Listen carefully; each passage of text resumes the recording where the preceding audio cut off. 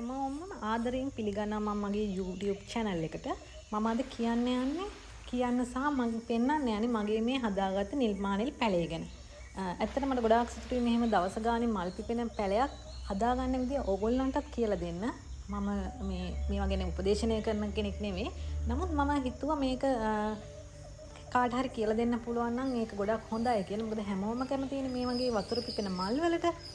ඇත්තට මේකේ රහසක් නෑ ලොකුවටම. මේ වගේ පොඩි පොට් එකක ඕනම කෙනෙක්ට මේ වගේ වතුර හැදෙන පැල හදලා ඇත්තටම පැල නම් ගොඩාක් අය ළඟ ඇති. නමුත් මල් පිපෙන්නේ නැතුව ඇති. මේකේ රහස තමයි මාසෙකට සැරයක් අනිවාර්යෙන් මේ වගේ පොට් එක හදා ගන්නවා නම් හිරු රශ්මිය අනිවාර්යෙන්ම ඕනේ. දෙඩි හිරු රශ්මියෙන් හොඳට මල් පිපෙනවා, කොළ හැදෙනවා. ඒ වගේ පොහොර මාසෙකට වරක් අනිවාර්යෙන්ම ඔයගොල්ලෝ මේ මැරුණු කොළ ටික අයින් කරලා වතුර මාරු කරලා අලුතෙන් ආයෙ වතුර එකතු කරන අවස්ථාවේදී අපි පොහොර. ඒ කියන්නේ ඔයගොල්ලෝ මල් වලට දාන ඕනම පොහොරක් ගන්න පුළුවන්. ඔයගොල්ලෝ මල් පිපෙන්න දාන ගෙදර පැලවල පොහොර.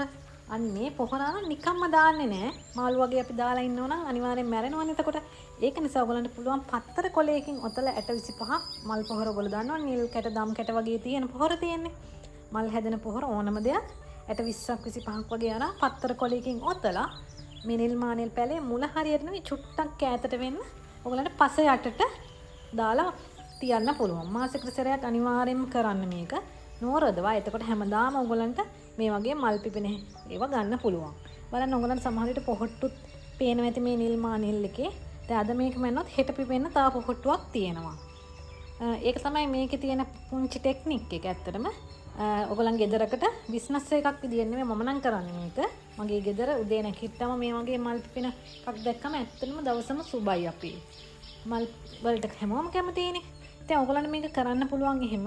වතුර මාරු කරන්න මාසෙකට සැරයක් වතුර මාරු කරන මාසයකට ගානේ පත්තර කොලේ කොතලා මල් ඇට පොහොර පස ඇතුළට දාන්න. ඒ වගේම මැරුණු කොළ ඉවත් කරන්න ඕනේ.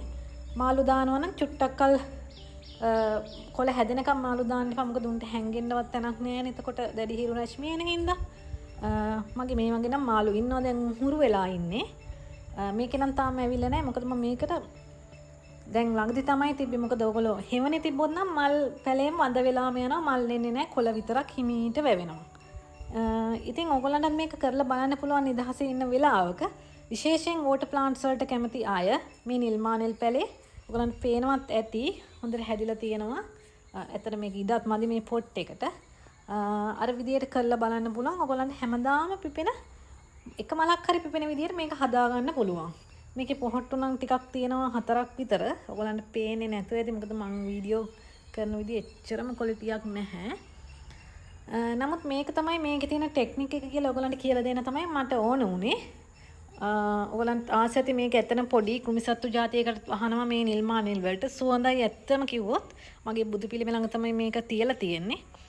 ඉතින් ඔයගොල්ලොත් කරලා බලන්න මේ විදියට පොහොර දාලා අනිවාර්යෙන්ම ඔයගොල්ලන්ට සාර්ථක පැලයක් හදා ගන්න පුළුවන් මල් එන.